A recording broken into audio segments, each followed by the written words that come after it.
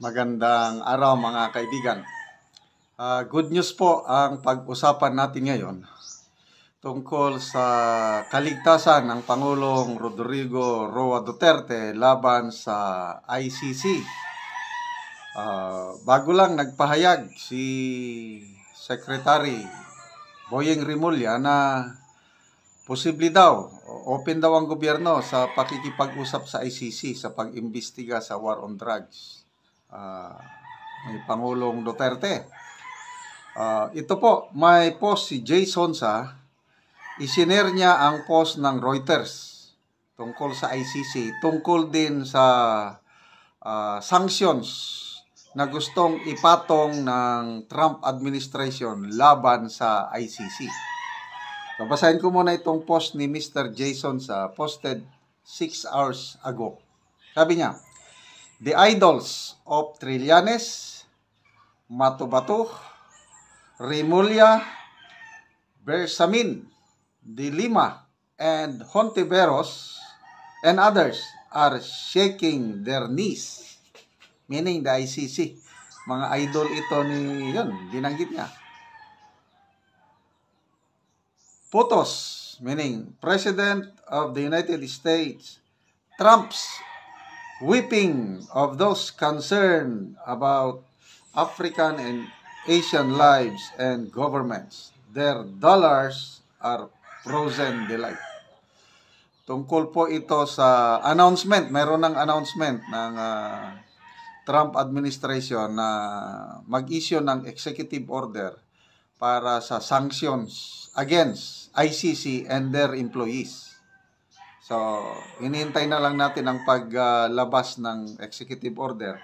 Ito, isinare ni Jason sa ang post ng Reuters. Basahin ko Sabi ng Reuters, "The International Criminal Court has taken measures to shield staff from possible U.S. sanctions, paying salaries 3 months in advance as it braces for financial restrictions that could cripple the War Crimes Tribunal," two sources said on Friday.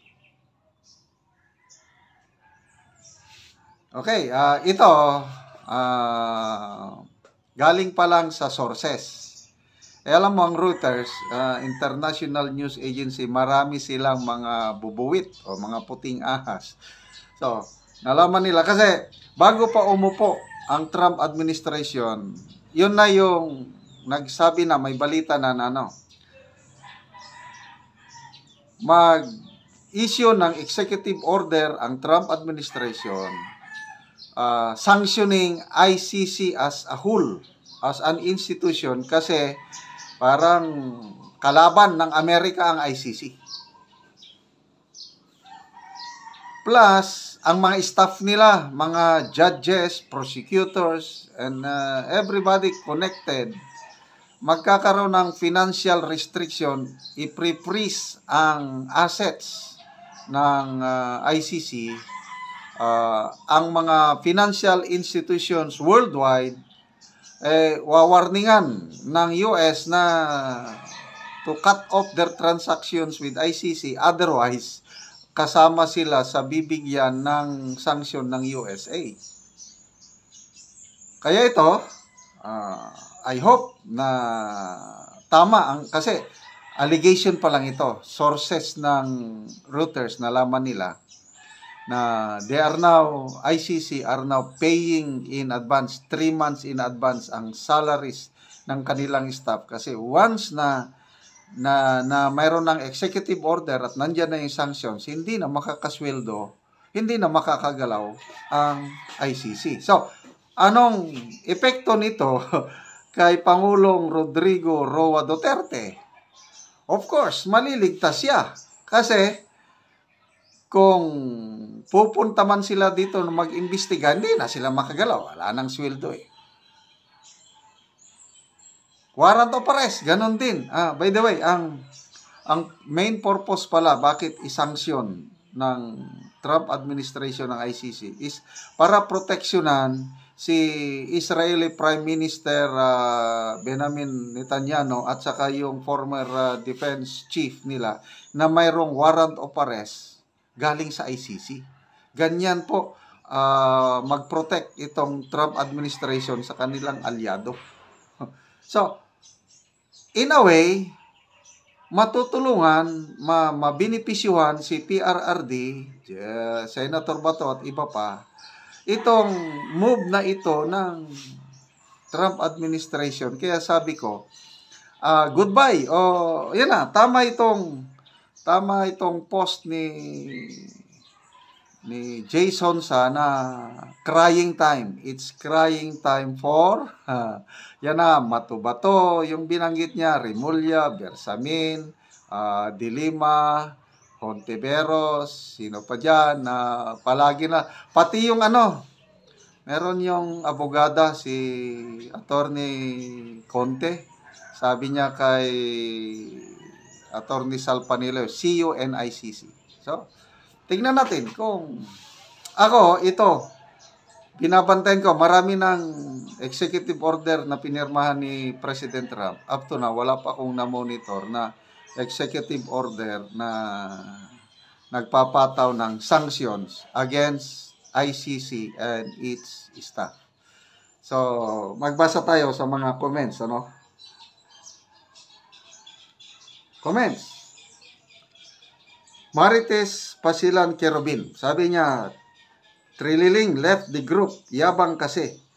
Wala pa nga napisa nga itlog, nagbilang na ayon, mukhang napornada na ang kaligayahan nila. Last year pa, sabi ni ex-Senator Trillanes na, June or July, meron ng warrant of arrest from ICC against PRRD. Hanggang ngayon, wala pa.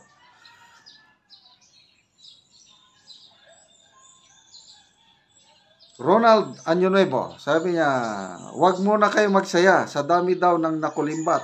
Baka mga congressman na raw ang magbigay ng pondo sa ICC para matuloy lang litisin si PRRD. Rudy Boltison Sabado, madalas yung twist of fate kapag pumitik ang buhol na kable, pulutin na tiwali talsik sa burak.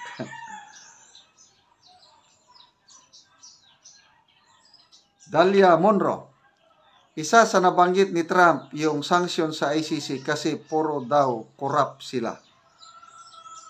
Galit si Trump sa ICC.